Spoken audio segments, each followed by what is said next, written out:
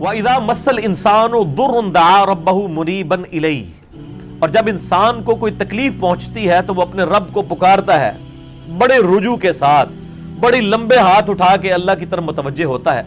ثُمَّ إِذَا خَوَّلَهُ نِعْمَةً مِّنْهُ، جب ہم اسے اپنی طرف سے نعمت عطا کر دیتے ہیں، نَسِيَ مَنْ كَانَ يَدْعُو إِلَيْهِ مِنْ قَبْلِ، تو وہ ایسا بھول جاتا ہے جیسا کہ اس نے کبھی ہمیں پکارا ہی نہیں تھا.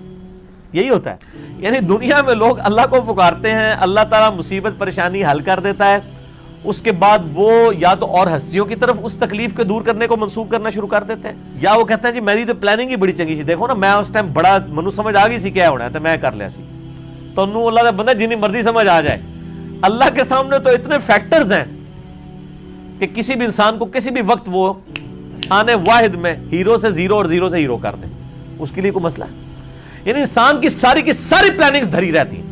جیسا کہ مولا علی رضی اللہ تعالیٰ عنہ علیہ السلام کا قول ہے کہ میں نے اپنے ارادوں کے ٹوٹنے سے اپنے رب کو پہچانا ہے. یعنی میں پورا ارادہ کر لیتا ہوں، سارے کے سارے سرکمسٹانسز فیوریبل ہوتے ہیں میرے لیے، دن اچانک پتہ ہی نہیں چلتا کہ یہ کیا ہو گیا. ایسا ہو جاتا ہے میرے بھائیوں. اور یہی چیزیں بیسیکلی اللہ تعالیٰ اپنا آپ انسان کو دکھاتا ہے کہ کوئی شخص اللہ تعالیٰ سے کبھی بھی آزاد نہیں ہو سکتا.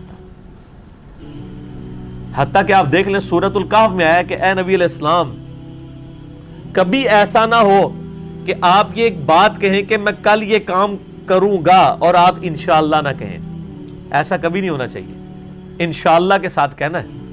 اگر وقت کے پیغمبر کو یہ بات کی جا رہی ہے، ہمارے محبوب صلی اللہ علیہ وآلہ وسلم کو، کہ آپ نے کبھی مستقبل کے بارے میں انشاءاللہ کے بغیر بات نہیں کرنی، کبھی نہیں کرنا ہے میں کام کروں گا، مگر یہ کہ انشاءاللہ ماشاءاللہ کے ساتھ. کیونکہ انسان تو صرف ان فیکٹرز کو دیکھ رہا ہوتا ہے نا جو آپ کے سامنے. ہم نے کئی بار چیزیں دیکھی ہیں، ہر فیکٹر کاؤنٹر کرتے ہیں. میرے جیسا تو وہمی بندہ کوئی شاید چھوڑتا ہی نہیں ہے، پھر بھی کچھ کوئی نہ کوئی پاک نکل آتی ہے ویچو. کیوں نکل آتی ہے؟ انسان کبھی آزاد نہیں ہوتا اللہ سے، اس کی تقدیر سے کبھی آزاد نہیں ہو سکتا. اسی لیے الحمدللہ عرصہ دراز سے ہم اپنی پوری ایفرٹ کر کے اس کے بعد اللہ پر ہی توقع رکھتے ہیں.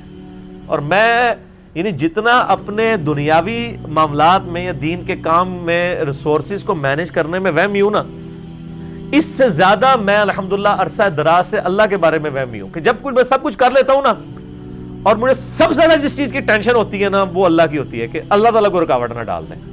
اللہ کی طرف متوجہ رہتا ہوں ہر معاملے میں.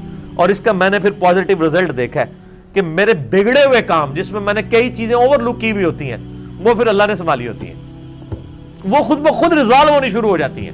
پتہ ہی نہیں چلتا کہ کہاں سے اللہ تعالیٰ معاملات کو سیدھا کرتا ہے. وَمَن يَتَّقِ اللَّهَ يَجْعَلْ لَهُ مَخْرَجًا وَيَرْزُقْهُ مِنْ حَيْثُ لَا يَحْتَسِبُ.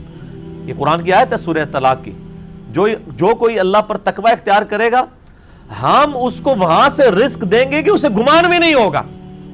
ان اللہ بالغ امری، اللہ تعالیٰ اپنے کاموں کو پورا کر کے رہتا ہے. اللہ نے جو ارادہ کر لیا نا، جس کام کو بلوغت تک لے کے جانے کا وہ اس نے کر دینا ہے.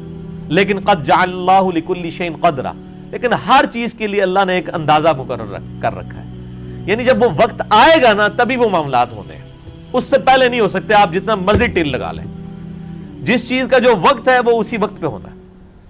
تو اللہ تعالیٰ فرماتا ہے کہ یہ جب ہم ان کو عطا کر دیتے ہیں پھر یہ فوراً اللہ کو بھول جاتے ہیں.